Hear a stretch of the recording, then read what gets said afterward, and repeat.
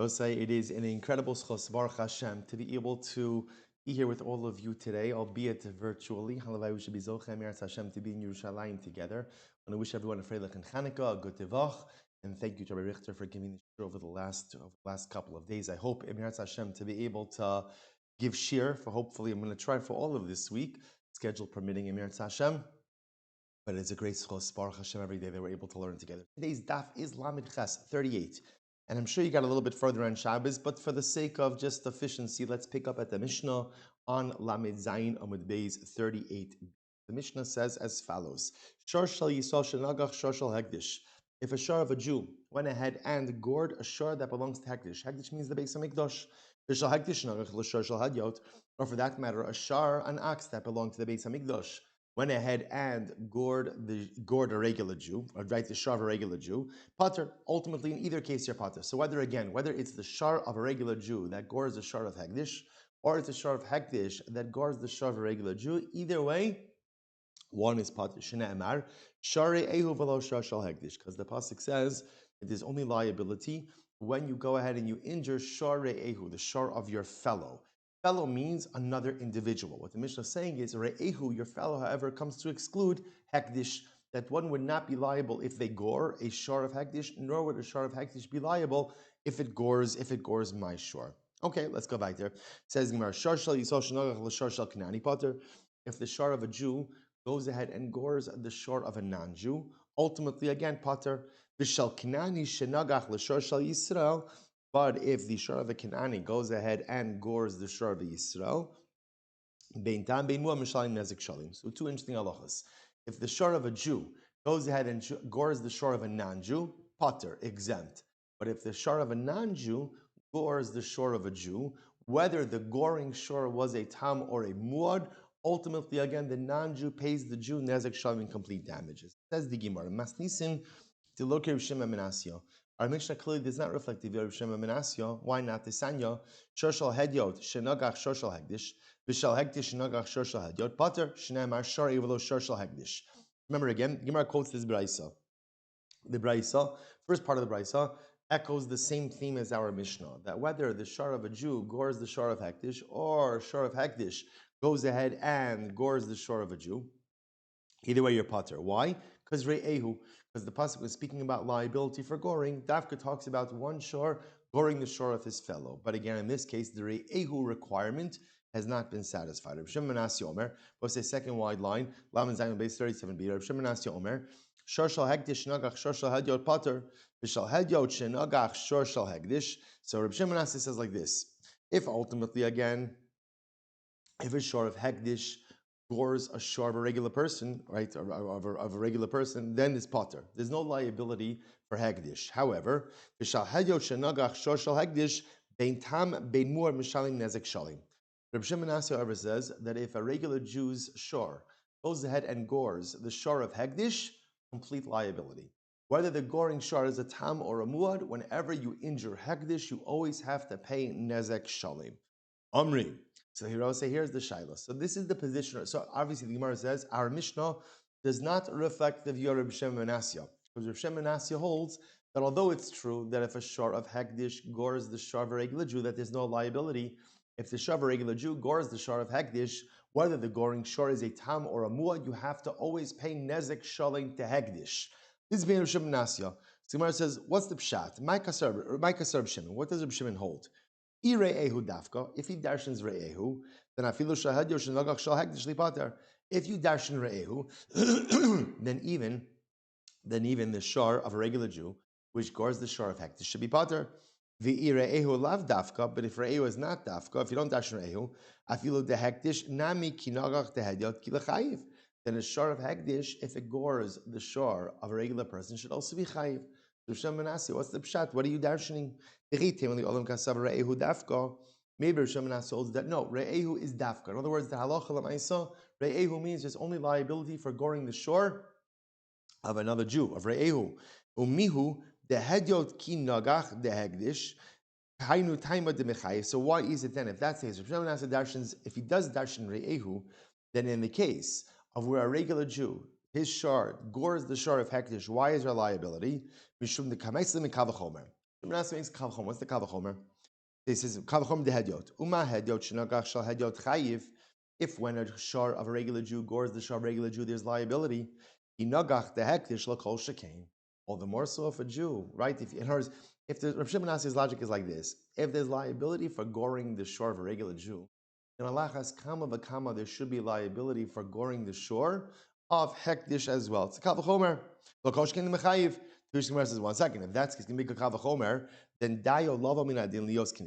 We spend a significant amount of time with Dayo, right? When you make a Kavachomer, then ultimately, again, remember, the Kavachomer, the strength of the Kavachomer is capped at the strength of the two respective parts. So the Gemara says, for example, Tam Chatzi Nezek, Hacha Nami Chatzi Nezek. So, okay, you want to make a Kavachomer, make a Kavachomer. What's Kavachomer? If there's liability when one Jew gores the shor of another Jew, then alachas Kamma v'Kamma, there is liability when one Jew gores the shor of Hegdish, or understand we say when the shor of a Jew gores the shor of Hegdish. That's your Kavachomer. That's fine. But then just like when the shor of a Jew gores the shor of another Jew, there's a distinction between Tam and Muad, and Tam only pays Chatzi Nezek. That same distinction should apply when a Jew goes ahead and gores the shore of Hekdish. Yet Rabbi Shimon we said before that halacha l'maisa, there's complete liability when going the shore of Hekdish. So what's going on over here? To which the Gemara says, El Amrei Shlakish, Hakol hayu bechlal nezek shalim. In reality, Rabbi Shlakish is like this. Here's the svara of Shimon. In reality, really there should be nezek shalim. In other words, we'll say the concept when you damage someone, there's complete damages. So really, the way we start out on the laws of damages is that when you damage someone, there's nezek shalem. Re'ehu gabe tam. Re'ehu de tam mishalim chatzi nezek. Mechlal de hekdish bein tam bein muar mishalim nezek shalem. This is interesting. So there's an interesting idea over here. He says, in reality, when you damage someone, there should be nezek shalem. Chatzi nezek is a chiddush. Half damages by a tam is a chiddush. Where is half damages introduced? Dafka by the phrase of Re'ehu, to teach you that it is only damage done to another Jew that carries the penalty of Chatzi Nezek. But if you damage Hekdish, it's always Nezek Shalim. Fascinating. Top of Lamed Ches. The Imkain Nichtov Kra Lahai Re'ehu Gabi Muad. Because otherwise, you could have written Re'ehu by Muad. The fact that ultimately Chatzi Nezek is only written, or I should say that Re'ehu is only written by Chatzi Nezek. I'm sorry. The Gemara says, let me just read it. The imkain, top line of the imkain, because otherwise nichtov kra, let the Torah write this pasuk lahai re'ehu gabi muad. Let the Torah put re'ehu by muad. So the fact that ultimately again re'ehu is dafka mentioned by tam indicates to us that the chiddush of Chatzi Nezek is only a din by re'ehu that is a tam.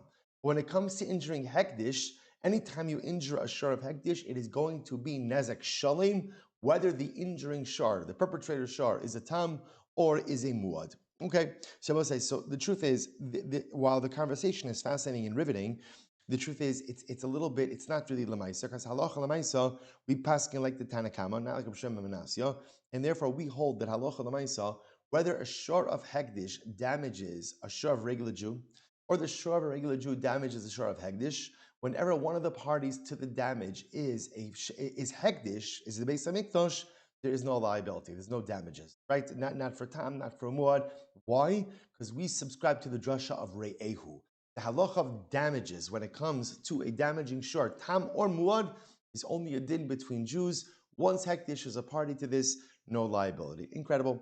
Lamed Chesed Aleph 38a, second line. Shor shel Yisrael shenagach, shor shel Kanani pater. So the next thing the Mishnah said is that if a shor of a Jew goes ahead and gores the shor of a non-Jew, there's no liability. No liability. But remember again, but the reverse is not true, right? If the shor of a Jew injures the shor of a Kanani pater, but if the shor of a Kanani injures the shor of a Jew, whether it's tam or whether it's muad, you have to pay nezek shalim. So let's analyze. Amri, I don't understand this halacha. Let's analyze. So once again, if we're dashing re'ehu, which tells us that the laws of shar damages only apply between Jews, then the Knani ki nagach di Yisrael namili pater. Then if that's the case, then when the shar of a non-Jew injures the shar of a Jew, he shall also be pater. The Gemara says, "V'ireo lav dafkin." If you're not dashing re'ehu, afilu di Yisrael kinogach tekinani nechayiv. That ultimately, even when the shor of a Jew injures the shor of a non-Jew, there should be liability. So we'll say, listen to this, incredible. Rabbi Avo quotes the pasuk. Quotes the pasuk over here from Chabakuk. The pasuk says, "Amad vayimoded aretz ra'a vayater goyim." Speaking about the Rebbe Shalom, the Rebbe Shalom went ahead. He literally, Amad, he stood up. He surveyed the land. Ra'a, he saw. Vayater, he released the goyim. He released the nations of the world. What does it mean? He released the nations of the world. It was an incredible Gemara. Ra'a sheva mitzvos shekibla alei minei Noach. The Baruch Hu saw that almost all the nations of the world were commanded regarding 7 mitzvos. Remember again, whereas Klal Yisrael 613 mitzvos, the nations of the world are simply bound by the 7 Noachide laws. The 7 Noachide laws, which overwhelming majority of them are intuitive. Okay, so what happened? Kivan shlo kaimu, but he saw that the nations of the world were not upholding the Sheva Mitzvos Bnei Noach. They were not upholding the 7 Noachide laws. Sa'amad vehitir mamon liyisrael. So literally what this means is, Kadosh Baruch Hu permitted their money to Klal Yisrael. Now, what does this mean? Kadosh Baruch Hu permitted their money to Klal Yisrael.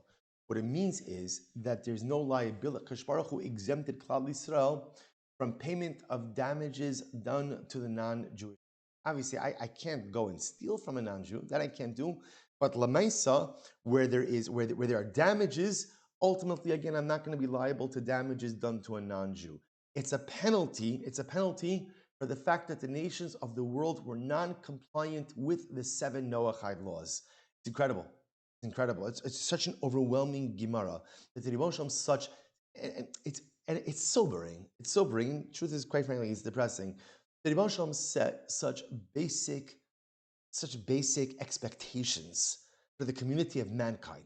Such basic expectations. And HaKadosh Baruch Hu saw that the community of mankind did not live up to the basic expectations levied upon them. Baruch Hu says, okay, you're not going to live up to the basic expectations. HaKadosh Baruch Hu therefore said, Klal Yisrael, which not only lives up to expectations, but surpasses expectations, is freed from financial liabilities, from damages done to the nations. However, it's such a striking Gemara also when we see, we see the barbaric nature of Hamas, and we see clearly again that community not living up to any social code or any code of conduct, but we even see how often the world even just lacks an empathy, even just lacks a basic sense of human care and concern for what happens to the Jewish. It's overwhelming. It sounds so strange to us. How can you not live up to Sheva Mitzvos Bnei Noach?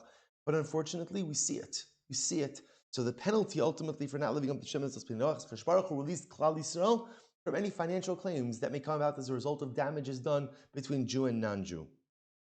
So the Gemara goes weiter. Kevan shel kaimu ama v'hitir mamon liyisrael. Rabbi Yochanan says, Rabbi Yochanan agrees, he just quotes a different pasuk. He quotes, Hofia mehar paran. So we'll say, so Hofia mehar paran, that literally again, so Hofia, he revealed from har paran. Now Rashi points out there was har paran. So this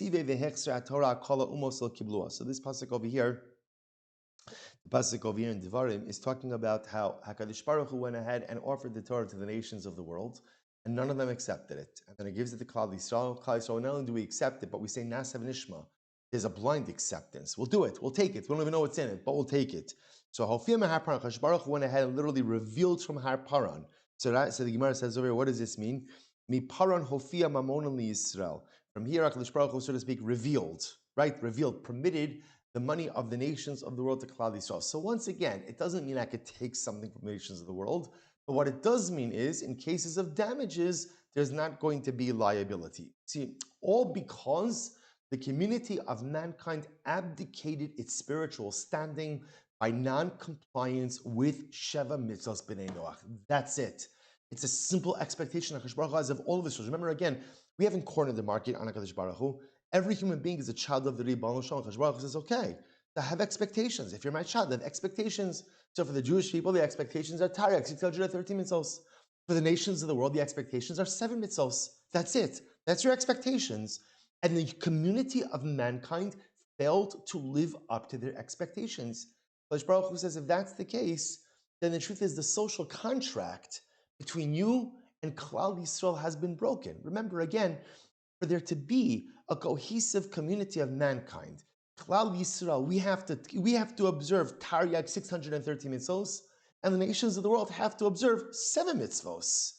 If we're doing our part, but they're not doing our part, they're doing their part, I'm sorry, the social contract is broken. And once the social contract is broken, so everything unravels. Baruch says, okay, so even in the realm of damages. Therefore, again, if a Jew damages a non-Jew, they're released from liability. Why? Because the Umos HaOlam did not live up to their part of the social contract. Incredible. Time that supports this. If a Jewish shar goes ahead and injures, gores a non-Jewish shar, pater. So ultimately, again, the Jew is pater. First wide line. On the other hand, if the shar of a non-Jew injures the shar of a Jew, then bein tam bein muad misham nezeh. So remember, this is the penalty. This is the penalty.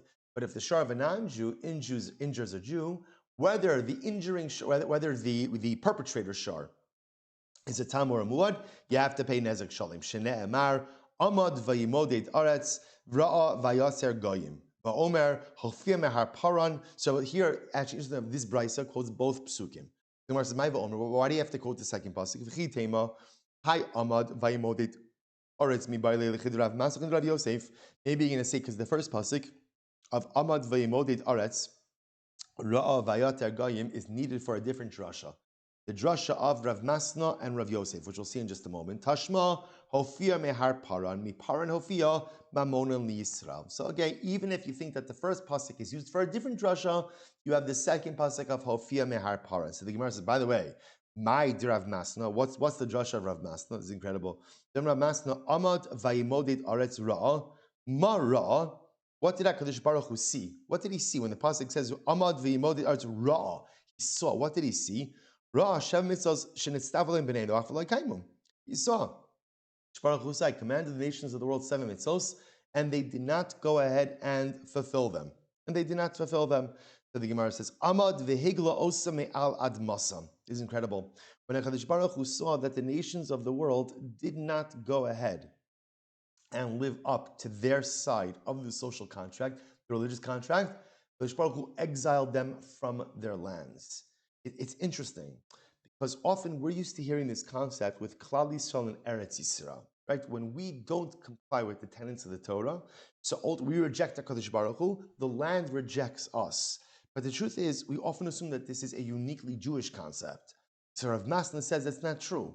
When the nations of the world reject Shev Mitzvos B'nei Noach and do not live up to their part of the social contract, in the spiritual contract, they are exiled from their lands.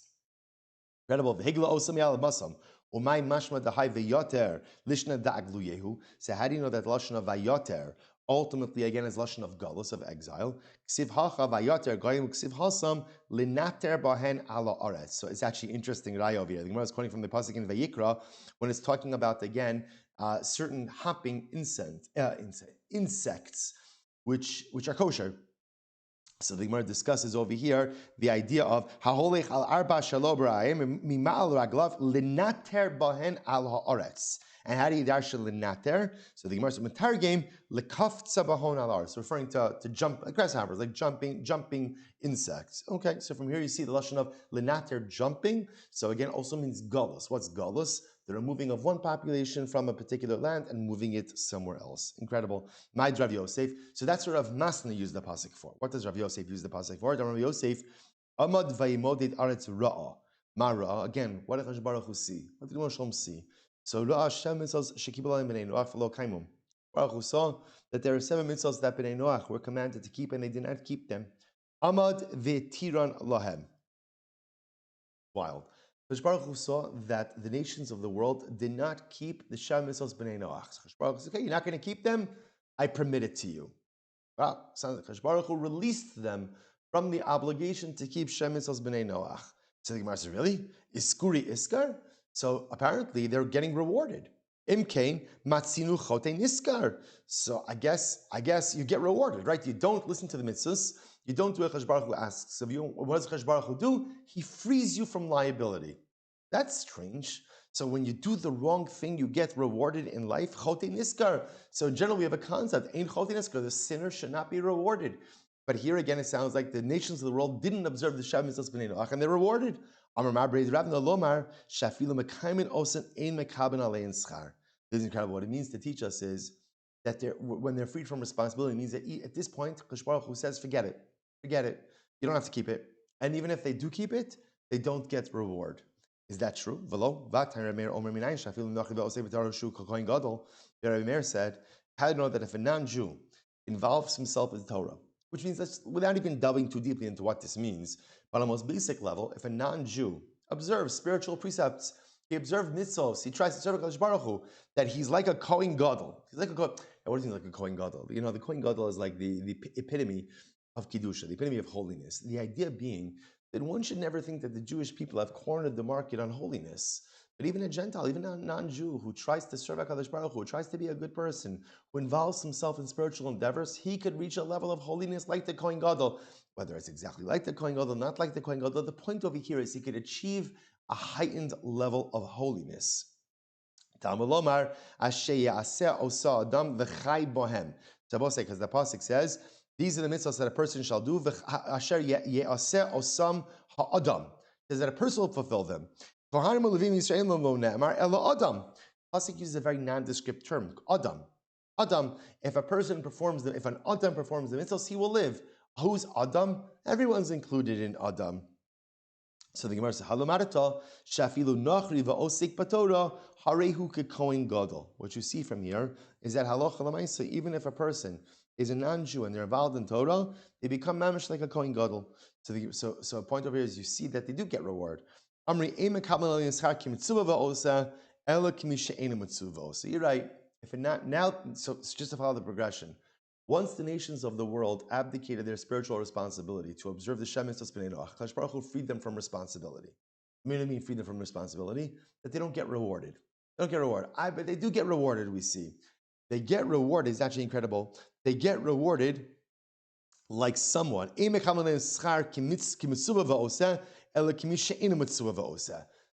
rewarded like someone who's not commanded to do something but still does it. But they don't get rewarded for doing something as if they were commanded to do it and fulfilled that dictum. So we have this concept, we've seen this before, that there is greater reward for someone who is commanded to do something and he complies, more than for someone who is not commanded to do something and does it of their own volition. Even though intuitively, we often think the opposite is true. Right? If you go out of your way to do something that you're not commanded to do, we think there's a higher level of reward. But we know like b'derech hashkafa, anything you have to do, you generally have a yetzer hara not to do.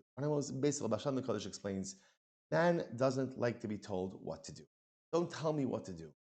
And consciously, subconsciously, when we are told what to do, we often find ways to rebel in order to flex our muscles of self-autonomy. When I'm doing something on my own, that's my own decision. The Yetzer Hara is not the same. Therefore, the Gemara says, it's really incredible. The Gemara says that there is greater reward for fulfilling a mitzvah that you are commanded to do, more than fulfilling a mitzvah that you are not commanded to do. So therefore, the nations of the world, when they do a mitzvah, there is reward. There is reward. But at the end of the day, it's getting rewarded for something that you were not commanded to do.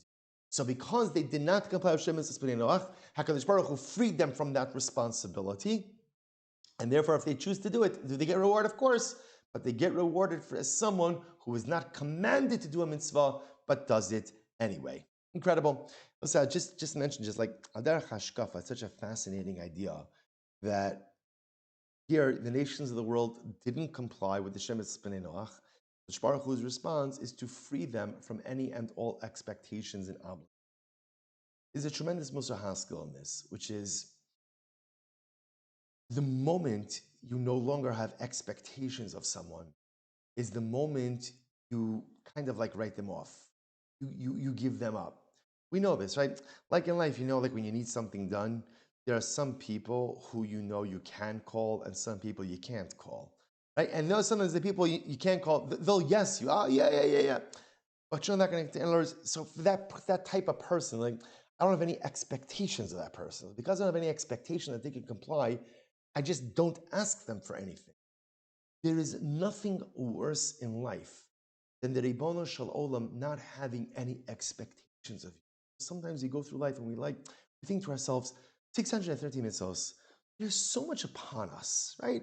613, give me 7, right? Give me 10, give me 50, give me 100. 613, it seems like a lot, but understand, the more HaKadosh Baruch Hu puts on us represents the heightened level of confidence he has in us. You only, listen to this, you only give someone 613 mitzvos if you believe they have the ability to comply, if you believe they have the ability to execute, if you believe that they have the ability to be excellent. You don't give someone, that's why like in halacha, a cheresh shot of a cotton, right? Cheresh shot of a cotton is exempt, they're exempt from mitzvahs. Why? They don't have capacity.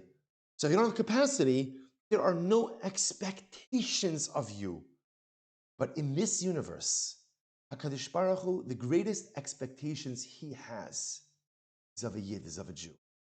There is no creature in this great universe that HaKadosh Baruch Hu has greater expectations of than me and you.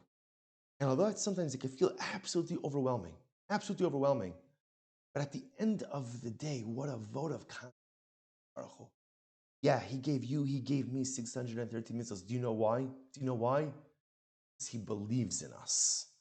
The obligations levied upon us are the greatest testament to the belief that the Ribono Shel Olam has in us. It's absolutely overwhelming. The next time we feel like a little bit, maybe burdened or a little bit overwhelmed, right? The next morning, the alarm goes off, you just don't want to do it. I don't want this, I wish I didn't have this expectation. Or the next time, somebody comes collecting for tzedakah and you don't really feel like giving. Or the next time there's an opportunity to do a chesed, but maybe I don't even like the person who needs the chesed all that much. Just remember, HaKadosh Baruch Hu put those expectations upon us because he believes in us. What this Gemara teaches us is that the moment HaKadosh Baruch Hu stops believing in you, he'll exempt you. No problem. Go, enjoy life.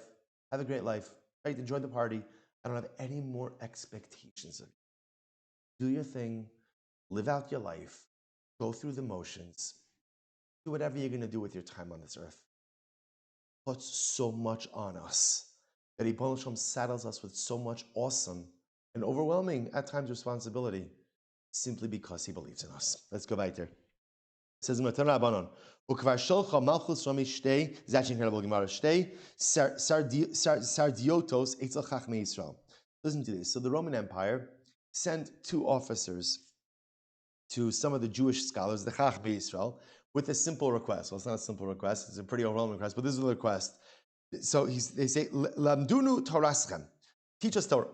So the Romans wanted to learn Torah, so they sent two officers to the Rabbanim. Teach us Kala Torah Kula. Okay, what happens? Karu, Vishanu, Vishilshu. So they learned everything. Vishas Piti Rasam, when the officers were ready to take leave of the rabbis, Amrulahem Diknaknu Bechal Toraskem Ve'emesu. We've looked at your entire Torah and it's truth. Incredible. I want to be clear. We don't need the nations of the world to admit to the truthfulness of our Torah. We don't need that. We've learned a long time ago. Like some people go through life and they're always looking for approval. They always need affirmation. As a nation, we've learned long ago, we don't need anyone else's approval or affirmation because we are the Amanivka, the chosen nation of HaKadosh Baruch Hu. That's all we need. But it is nice sometimes when it does happen. So the officer said, we review Torah, MS, the whole thing is MS. Chutz midavar zeh. There's one thing that bothers us. Sha'atem omrim shor shal yisrael shenagach shor shal Kanani pater. Shal Kanani shenagach shor shal yisrael bein tam bein muar v'shayim nezik shalim. So what they were bothered was the halach in our Mishnah. Here's what we don't understand. If the Jewish shar gores a non-Jewish shar, so pater. But if a non-Jewish shar gores a Jewish shar, then whether the goring shar was tam or muad, you have to pay complete damages. And these officers said, let's be manavshach. Dafka. Again, obviously the officers, they were holding, right? They did the sugya. So they said like this: if we darshin re'ehu, then I feel the Kanani kinagach the Israeli pater. Then even when a Kanani gores a Jewish, shall also be pater. V'i re'ehu lav dafka. But if you don't darshin re'ehu, I feel the Israel kinagach the Kanani l'chayiv. Then even if a Jewish shar gores a non-Jewish shar, you should be chayiv. The davar zeh. So out of the entire Torah, This was the one halacha that didn't make sense. I just want to point out, it's not the pshat that they were saying, it's not right. You're favoring Jews over non-Jews. They were asking, either you make the drasha of Re'ehu or you don't make the drasha of Re'ehu. But either way, be consistent. And they said, Davar zeh ein anu modim oso lemalchus. They said, okay, but we're leaving. Shayach, thank you for the time. Thank you for teaching us. We're going to share what we learned with the Roman emperor, with the Caesar, with the government. But we're going to leave out this halacha. So meaning it's fascinating because they understood this halacha could obviously cause incredible animosity. And they were impressed, obviously, with what they learned, and probably they were impressed from who they learned from. And therefore, again, they said, we're going to go back to Rome, give them over all the teachings, but this teaching we're not going to say over. Incredible. We'll say, this is now an overwhelming Gemara. Rav Shmuel Bar Yehuda Shchiva le Barte. Shmuel Bar Yehuda, his daughter passed away. Now, Bepashos, you see from the context over here that it was a young girl. So Rav Shmuel Bar Yehuda lost his daughter. Amrli Rabbana le'ula kum nezel ninchame.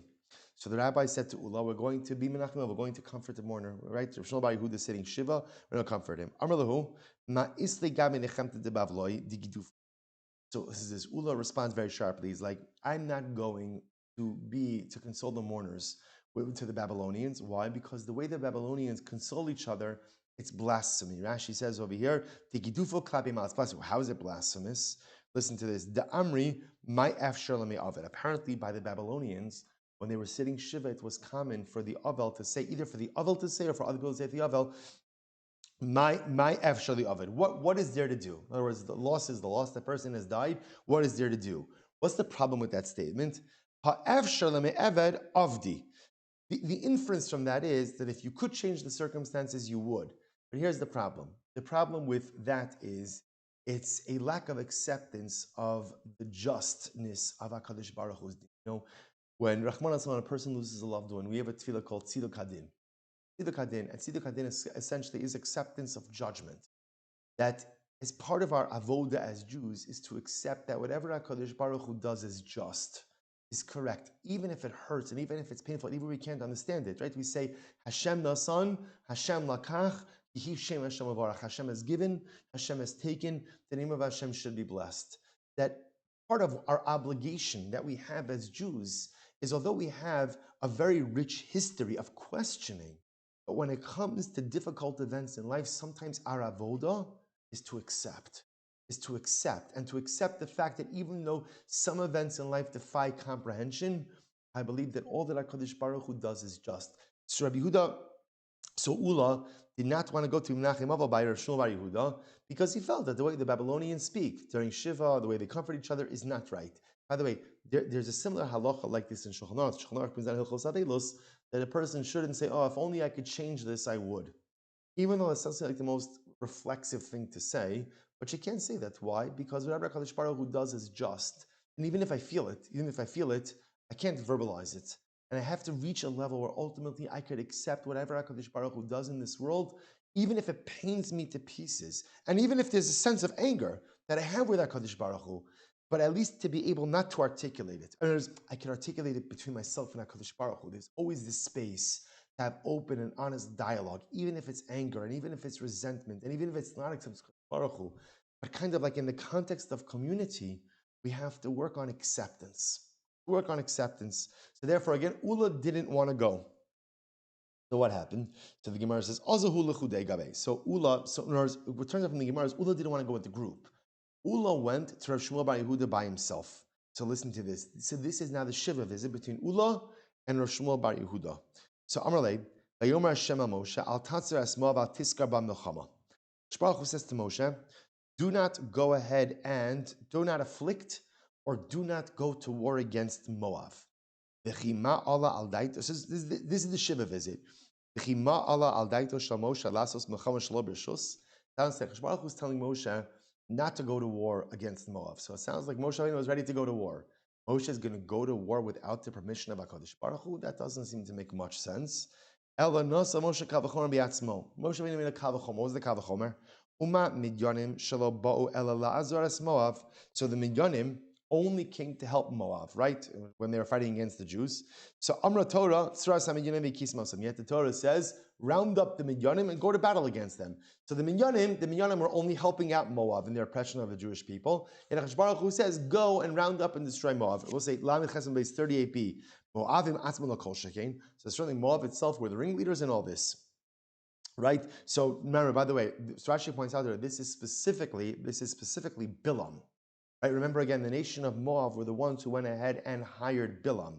So remember, it's only after Bilam's cursing of the Jewish people failed that the Midyanim decide, you know what, Bilam's advice also, let's ensnare them in a web of immorality. So if the Midyanim, who are only following the example set by Moab, so they're right, we have an obligation to go out to war against them, then certainly Moab themselves, who started this whole thing, we should go to war against them. HaKadosh Baruch Hu lo. HaKadosh Baruch Hu says, no, lo kisha al sadaitcha al sadaiti. HaKadosh Baruch Hu says, Moshe, I don't think the way you think. In other words, literally again, what comes upon my mind is not what comes upon your mind. Moshe Rabbeinu. In other words, HaKadosh Baruch Hu saying, Moshe Rabbeinu, you only see in the here and now. But I, HaKadosh Baruch Hu, I'm responsible for seeing Haya, Hobavi, past, present, and future, and seeing all of them concurrently. Watch this. Shtei predos tovos yeshi lahotzi mehen. There are two beautiful doves that I have to take out from this nation of Moab. Who are they? Rus Hamoaviyah and Naamah Ha'amonit. So beautiful. Rus and Naamah, two women who would join the ranks of the Jewish people, who each of them played their own role in the creation and then continuity of the Davidic dynasty. So there, HaKadosh Baruch Hu says to Moshe, don't go to war against Moab, don't touch Moab, because there are still two women who have to come from this nation who are going to join and bolster Klal Yisrael. Incredible. So we'll say, so what does this have to do with anything? So remember, this is a Shiva visit. So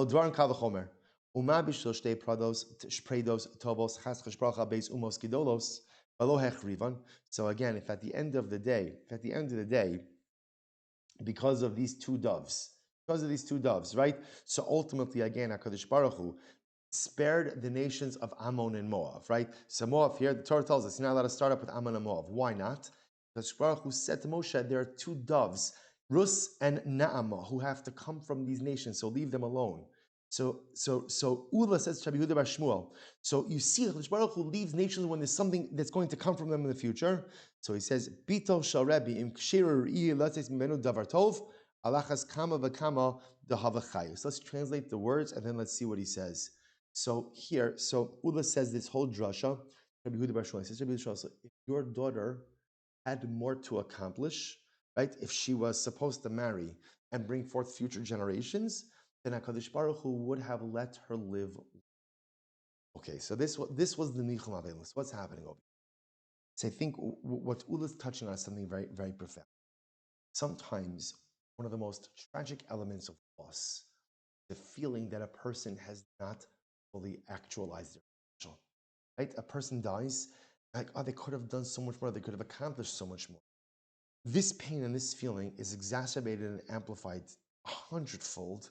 Nachmana litzlan lo aleinu, the loss of a child. Right? What's the beauty of a child? The beauty of a child is when you look at a child, what you see is potential. When you look at a child, all you see is like what can be in the future. And when the child leaves this world, the pain of not only just the loss, that someone who I love is gone, but the loss of that potential. And Ula understood that this was the pain that Rabbi Yehuda Bar Shmuel was sitting with. So what does Ula say? Ula says, HaKadosh Baruch Hu does not allow a person to leave this world until their potential is fully actualized. V'haraya, HaKadosh Baruch Hu tells Moshe, leave alone Ammon and Moab. Why? Because something's coming down the pike. There are two women who are going to come out of these nations, Rus and Naamah. Rus from Moab, Naamah from Ammon. So don't touch them, because so you see from here that when something has to happen in the future, HaKadosh Baruch Hu doesn't allow anything to happen to those entities in the present. So therefore, what Ulu was saying to Rabbi Shmuel is something so profound. He says, your daughter, overwhelming, your daughter did everything she was supposed to do in this world. Whatever her tachlis was, whatever her avoda was, she did it. You should not chas v'shalom think that she left this world before being able to accomplish her mission, her tachlis, her tafkid. Whatever she was put here to do, she did. This was the nichama. This was the nichama ve'elim. And the story, of course, ends right there. And it's thinking about what an overwhelming Gemara, because everyone, one of the things that is so painful for us in this current coup is when we look at so many of those who were so brutally murdered on Simchas Torah on October 7th here in Eretz Yisrael. We think about every one of those karbanos is overwhelming. When you hear about children, the death of a child in general is heart-wrenching, and the murder and sadistic murder of a child is overwhelming. What's important for us to know that whatever the avoda of these precious children were in this world, whatever they were supposed to do, they did. Truth is, it goes for every man, woman, and child, and it has to be a nechama for us for this particular difficult chapter of Klal Yisrael. But I think also even just in our own personal losses, we all deal with loss in different ways. Sometimes when we lose that loved one, that pain of unrealized potential or unactualized dynamic life activity, and we have to realize that what Ula was saying is everyone does what they're supposed to do in this world. Because if they didn't do what they were supposed to, Baruch would not. And this was the Shiva visit. This was Shiva visit between Ula and Rabbi Yehuda bar Shmuel. Who knows? I don't know if Rabbi Yehuda bar Shmuel felt better immediately after Ula said these words or not, but sometimes people say words of consolation that don't necessarily console you in the moment, but further down the road, maybe when you're a little bit more open and receptive, words have a way of sinking in the heart. Incredible Gemara. Amar Rabbi Chiya bar Abba, Amar Rabbi Yochanan, Ein HaKadosh Baruch Hu mekapech schar kol beria, afilu schar sicha noeh. Listen to this. HaKadosh Baruch Hu is a beautiful Gemara. HaKadosh Baruch Hu doesn't withhold the reward due to any person. Every person gets rewarded for their actions, even a small action. For example, sicha noeh, nice speech. The ilu bechira de ka'amra Moav, Amar HaKadosh Baruch Hu l'moshal tatzeres Moav. So remember again, Ammon and Moab come from Lot and his two daughters. The oldest daughter, who had relations with her father first, calls her son Moab. Now, Moab is a pretty explicit name. Moab means Me'av, from my father. So this oldest daughter pretty much publicized this act of incest. Tzach Baruch Hu tells Moshe when it comes to Moab, Al tiskar bam, al tatzeres Moab, val tiskar bam milchama. Right, literally, don't afflict Moab, don't do war with them. Milchamahu delo, so you can't go to war with them. Ha angaria avibu, but you can tax them. Tax them. In other words, you can make Moab into a vassal state, but you can't go to war with them. So the Gemara says, Seira de Kamra ben Ami. Now the younger daughter, after she had relations with her father, became pregnant and gave birth. She named her son Ammon. Ammon means son of my nation. So she does not publicize the act of incest. So Moshe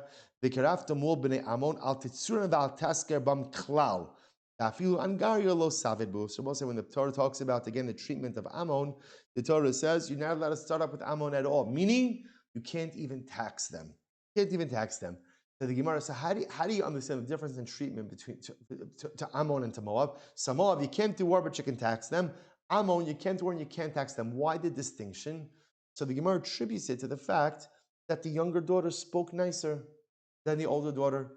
The older daughter was a bit more, as they say, prust, a bit more explicit in her indiscretion, even though again it was l'shem shamayim. But l'maisa, still, it was a little bit. It's not right. It's not the way to speak. And the younger daughter spoke in a better way, a more refined way, and therefore again her offspring is rewarded. A really incredible Gemara just about the power of just positive speech. Positive speech, sicha noah.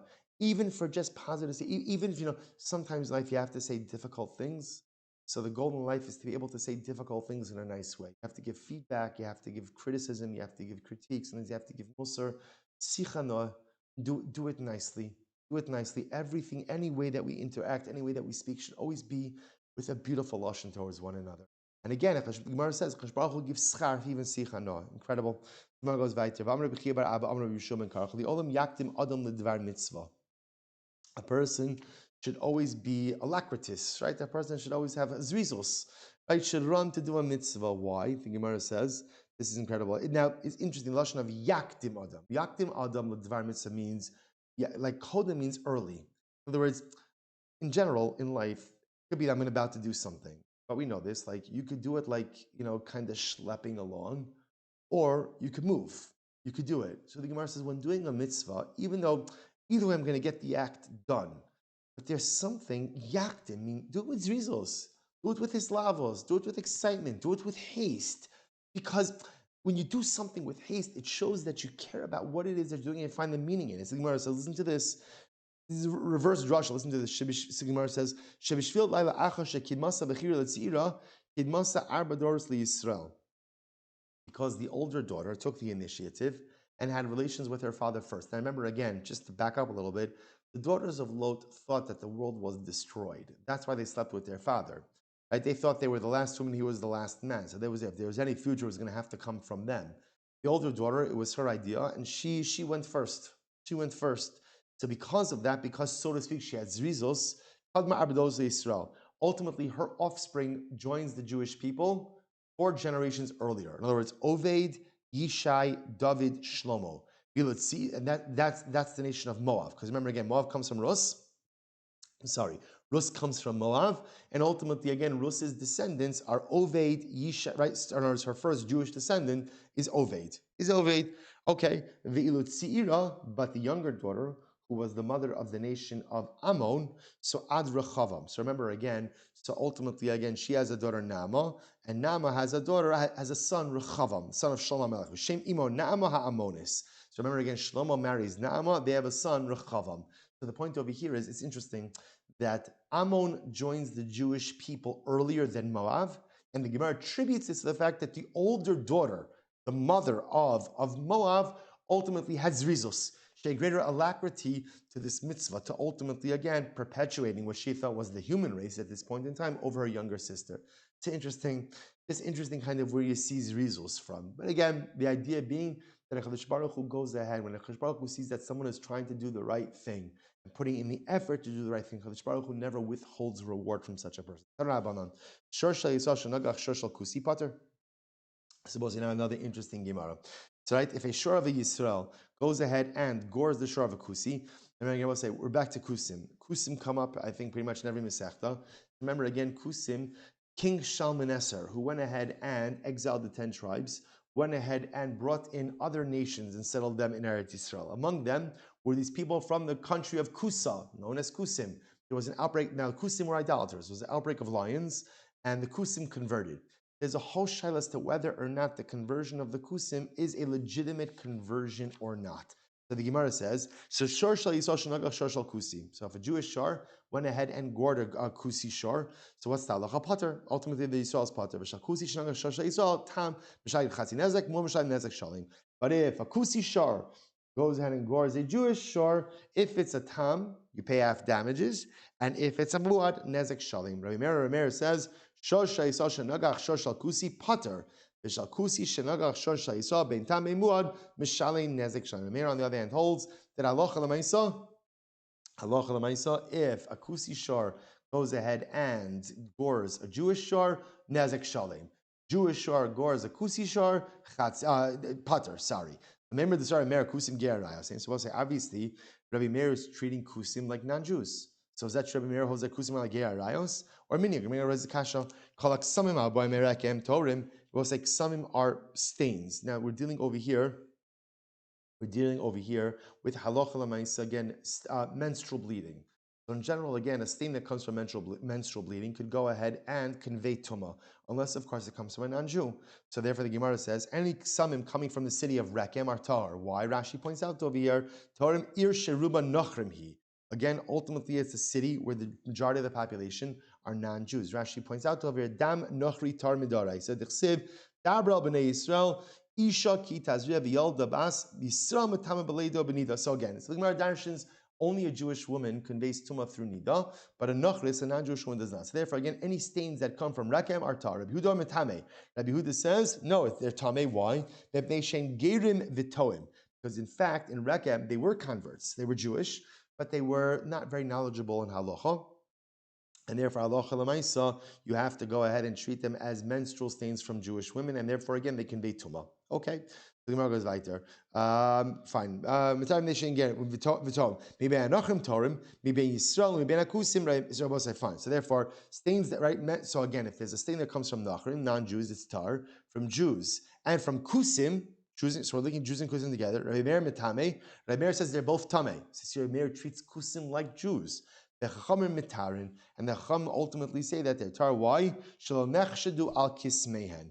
Because ultimately, and the chacham hold that halacha l'maisa, they're not nechshad on ksan. I will say, why is this important for us? Alma kasav meir kusim gere emes. I will say the point over here is this is a long-winded proof or contradiction. Rabbi Meir holds that kusim are Jews. We just said before, kusim are not Jews, right? Rabbi Meir held that halacha l'maisa, that if a Jew goes ahead and injures if a Jewish shar injures a kusi shar pater, and if a kusi shar injures a Jewish shar, whether it's tam or mud, you pay nezek shalem, which means you're treating a kusi like an akum. Here we're saying, according to Rabbi Meir, that a kusi is ultimately again considered, that the kusi is considered like a Jew. So what's going on over here? To which the Gemara says, Am Rabbi Avo, Kinasu Shechan Rabbi Meir b'mamonim, Shelo yitamu bahen. Ultimately, again, you're right, the Gemara says it was a knas. It's a penalty payment. It was a penalty payment. Ultimately, again, that halacha l'maisa, they impose this penalty payment to avoid intermarriage. Okay. Rashi says over here, Kamma. Fine. So the Gemara says, if that's the case, Maser Rabbi Zera is the kasha, the elu nara sheish len knas. So also remember again, if a man violates a nara, man violates a girl, then there's a penalty payment that he has to pay for violating her. The Gemara says, Ba mamzeres v'alanasina v'alakusis.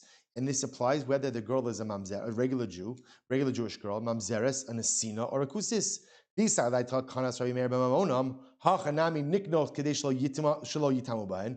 doesn't Rabbi Meir say a knas over here also? Say that a Jewish man who violates a kusi girl shouldn't be chayiv to pay the penalty payment.